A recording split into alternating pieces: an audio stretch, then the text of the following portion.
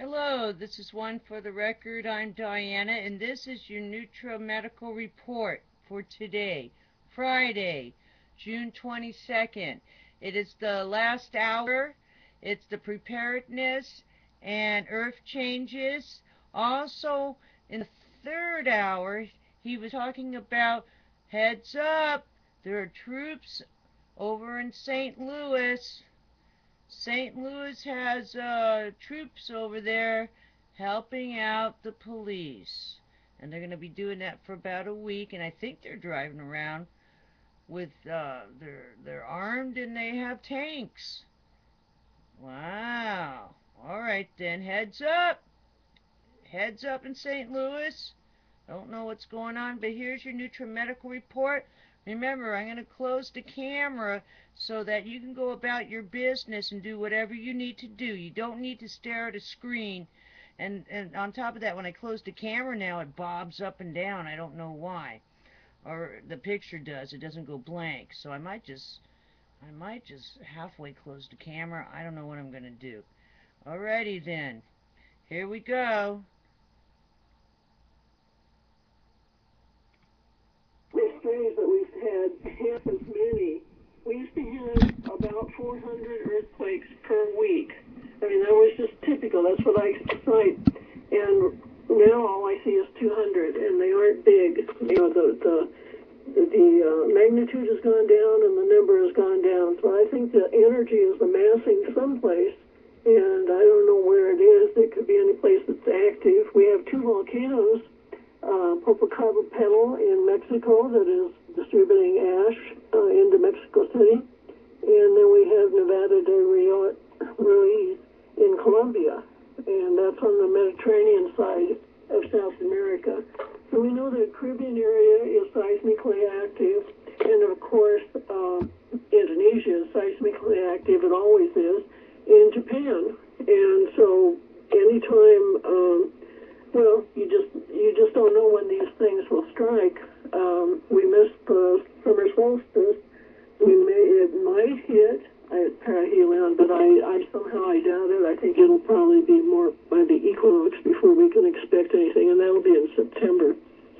So we do have seismic activity, but we don't have our earthquake activity is very low. Yeah, that's kind of good. We also saw that big earthquake, though, just last week off of Japan, 6.4. And we know that these reactors aren't going to tolerate any more big shakings. A 7.0 earthquake is going to almost certainly bring down not only this one, but the reactor up in Diani. And they have plans now next week to release the UE reactor number 3 and 4. They're planning on restarting them, which is pretty crazy because apparently there's been a lot of seismic activity in those regions since last year. So here in North America, we don't hear anything further from JASCO. John and I, what are your opinions about what's going on with the GOP race? What do you see happening there? What's going on with what, Dr. Bill? The GOP race, because I've got some interesting different reports.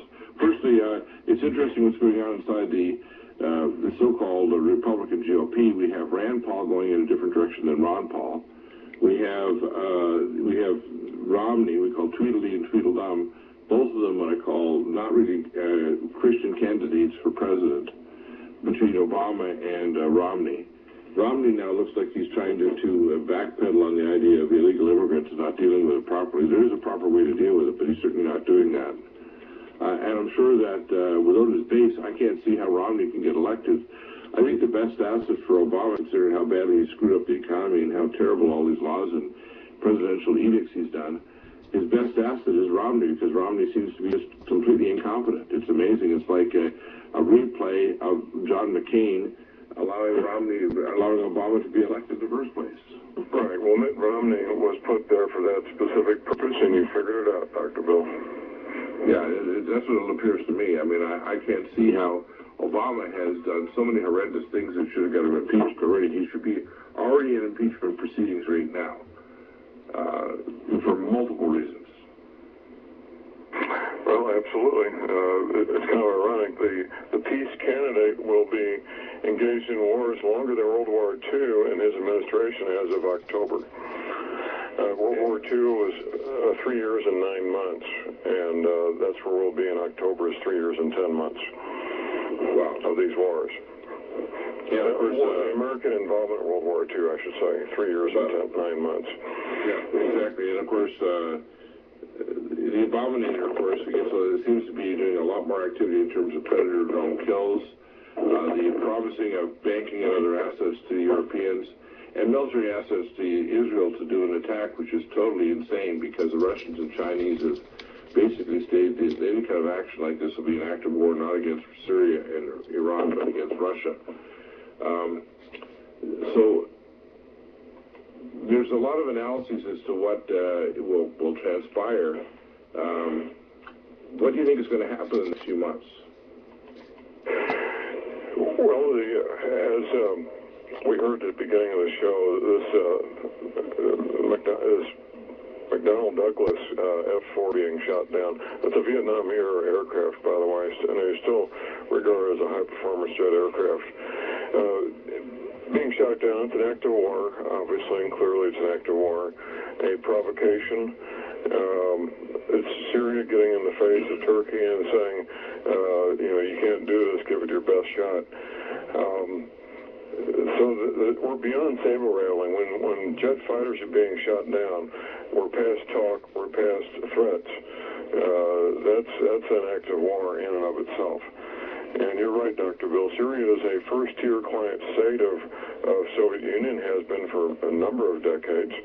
And they've got state-of-the-art air defense systems and communications and aircraft and so forth, all of which are maintained with technicians and spare parts from Moscow. So they're nothing to be taken lightly. This is not some defective third world country whose army consists of beat-up Toyota pickup trucks with machine guns mounted on the back of them. We're way past that. This is a sophisticated military that has serious capabilities. Yeah, exactly. Plus, they have the S-300 anti-aircraft system, and what I've been told is they have the most advanced chemical and fuel air bombs, and the Russian-based biological weapon systems that were shared between Iran and Syria. And the Russians have upgraded their radar system, which is why these jets were knocked down that may have been surveillance jets when they came into near Syrian airspace on the border. It's not surprising. It should kind of tell the powers that be that this is really a stupid thing to keep on pushing this envelope. And I have reports that Special Forces, MI6, British SAS, and Blackwater Security, now called Academy, are inside Syria and Iran trying to do a core domain, which is a decapitation of the regimes. But this is very, very dangerous.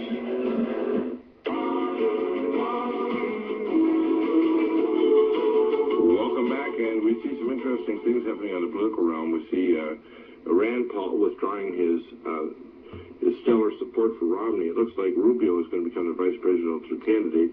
Romney's latest comments suggested that he's basically doing a carte blanche, trying to trump the Obama's endorsement of basically an open citizenship thing. What needs to happen is something that's rational and not crazy. We need to have our military on the border to prevent an invasion. We need to have a system set up to allow people who are not criminals to get citizenship over a number of years like any other citizen. We need to take them under the shadows so they can't be abused by employers. We need to also have students that are flying over here from China that get an approval to do citizen work here as a student. That they don't just, quote, stay afterward and work at a restaurant in Los Angeles or end up in a sweatshop somewhere because they're illegals. But that's not happening. We're not hearing a rational response from either Obama or Romney on this issue. And we don't protect the borders. And what I've heard is that the latest number of illegals are not from Mexico, they're from Asia. The largest number of new illegals are coming from Asia. That's interesting, isn't it? And of course, the situation with the economy is it's not doing as well as they say. They keep on lying to us and tell us what's going on. I think that all these coming together are suggesting that the government's expecting a major breakdown. That's why they're doing all these open-air war game simulations like in St. Louis, because they want to find out if the population will push back. Well, the pushback is get your guns, get your gun training, get your food supplies, be ready to vote for pro-life constitutional candidates like Tom Hoefling, that's Tom Hoefling, HOEFLING.com, and be prepared to neutralize either candidate that gets in power if they want to do unconstitutional actions, including violating posse comitatus. As they bring foreign troops on American soil, or American troops, and they continue to decide that they're going to start using violence against citizens, then be prepared with your local sheriff and the proper authorities to deal with removing these violations of authority from your district or territory. Well, what are you going to do, Dr. Bill? I mean, they're driving tanks around the streets. Easy to blow off the things off tanks. Tanks can be dealt with. Tanks are a lot more easily attacked than people think. Firstly, you can blow the bell-top tanks very easily. Secondly, tanks have air intakes, and you can easily deal with that. That's easy to deal with. And of course, they run out of fuel. They use a lot of fuel up, and before you know it, they have to get out of the tank, and that makes them very vulnerable. If you literally block roads with material, they can't get around them. And if they try to get around them, they become extremely vulnerable, which is why the tanks going into cities like in Damascus or these other cities in Syria, how anti-tank weapons can easily take people out of tanks. Same way as low-lying aircraft, easy to deal with those with all kinds of technologies that are available. So it's not a one-way street. If the citizenry really wants to resist these things, they really can't get away with it. Dr. Bill, make it sound so simple. Well, I think we need to start preparing. As you said in the military, we need to have people put don't necessarily join the militia, but join practice with 3 or 4-man groups. There's a lot of people with military skills that can train their buddies and then join gun clubs and be prepared. If the government knows there's enough citizens that are going to push back, they won't try it. That's why the first thing action of Obama. There's enough to push back. They won't. I'm not sure how they would acquire that knowledge. They acquire that knowledge by doing something outlandish, like turning something like this into an actual shooting game where they actually start shooting citizens. And then they find that the pushback is we surround the tanks, we blow up the roads so they can't get out, and then the people inside the tanks end up finding that they're going to die. Well, in dense urban areas, that is not a place for tanks to operate. The tankers be the first one to tell you they feel really, really vulnerable in narrow urban streets of brick and concrete structures. They can't maneuver, they can't see, and anybody who's aware of countermeasures to use against tanks would just lick their lips and be ready to up these tanks. Exactly. Yeah, there's lots of ways of doing it. So, without getting into too many details, people need to realize that a well-armed citizenry that's willing to push back, they won't try it because they can't get away with it. And by the way, we do need to have civil defense too. Also, I was told this when I worked with the government that within 4 to 12 days of any civil breakdown, whether it's the swine, avian flu, and for those people out there who said, "Oh, Dr. DEAGLE, you prophesied this and that," I didn't. I gave a percentage. We got a report yesterday published it down, and it said clearly that the swine avian flu is going to now be weaponized and released, and that it will be a matter of time. Now, I don't know when it would happen, and when I said this report 2 or 3 years ago, let's put it this way, we had 10 times as many children died a couple of years ago with the swine flu than was normal, okay? Lots of people got it. Lots of people called me. We gave nutraceuticals for it, and we saved their lives. When this comes back in a full force, or this release of biological weapon, millions will die. This is not a joke. This is very, very serious.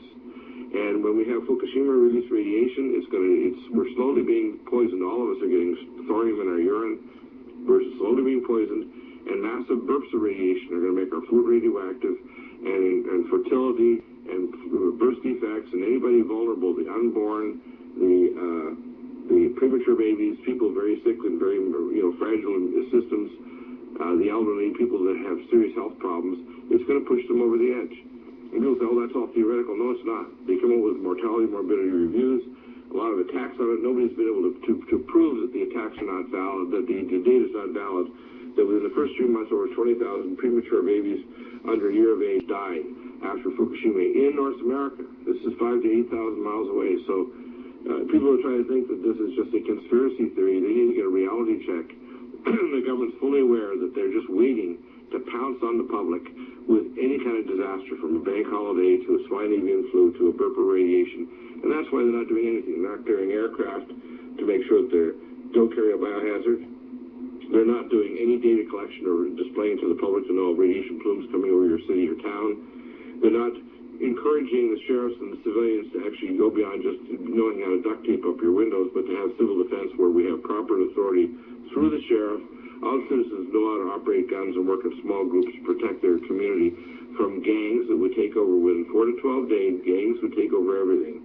If our citizens don't, because the military is not big enough, even if we invited 100,000 or 500,000 it's not big enough to control a country as large as America with 325 million people. So without civilian defense, you're going to have civilian chaos, and gangs will run everything. That's very true. These military and police, they could protect critical infrastructure, hospitals, power plants, dams, bridges, and airports, and so forth. But just to do that would take up all their people. Yeah, and no critical infrastructure the military could take, freeways and critical stuff. But even then, they'd be stretched. And as far as the rest of the community, if the civilian defense is not ready, and that means hazmat teams deal with toxic stuff. There is biological weapons. If there was a biological weapon release, there was a plague spreading. People don't even have proper training on how to deal with decon or reverse protection. No, they don't. And most likely there would be a vaccine offered that would be just as bad, if not worse. Exactly, yeah. In fact, one thing to be certain, they're talking about a universal vaccine against the flu. I tell people what you need to do is daily be taking our nutraceuticals, have your radiation kit, and as Ann says, you may want to go over these couple of steps, Ann. And let's say that Senator Wyden and Senator Dianne Feinstein gets this bill passed that says, look, civilian airliners are going to present this data. You can log on, go on your cell phone, which, by the way, they're selling these SoftBank cell phones in Japan that have a radiation detector. If a radiation plume is moving over your town or city, what would you do? If you could go on your cell phone or your iPad or your computer and it told you, at such and such a mile per hour, there's a plume moving into your town or city or area of the country, what would you do? Well, what you do is you would move at right angles to that as fast as you can, and you have about an hour or 2 hours before you start getting the radioactive particles falling on you. And so what you want to do is you don't want to go with the plume or against the plume. You want to go at right angles to it so you can get away from it. Now you have to understand that the authorities will send up perimeters. And if you're in the inside perimeter, they won't let you out, even if you get to the perimeter, because they'll just figure that you're contaminated, and they'll make you go through a decontamination process. Well, you talk 100,000 people caught in a perimeter, that decontamination process is going to take days. Yeah, we were going to post some more information on our live stream channel. By the way, our live stream channel will be available for all of our customers in the last 6 months. That's going to happen right after the show today. So we'll be putting up reports. And by the way, our special contributors, John Moore, his website is thelibertyman.com, and Morrison is homeland-defense4you.com. They'll be posting up reports as necessary, and we'll have these up on live stream as they happen 7 days a week. Well, that was the Nutrimedical report for today. And because I had cut out all the commercials, it wasn't very long. Alrighty then. Hope you enjoy this. Don't stare at the screen aimlessly, just hopefully you went and you actually got something done and got some exercise too. Alright, I'll see you again tomorrow. Take care. And I posted the regular report prior to this, and that's a must-see. So take care. See you tomorrow.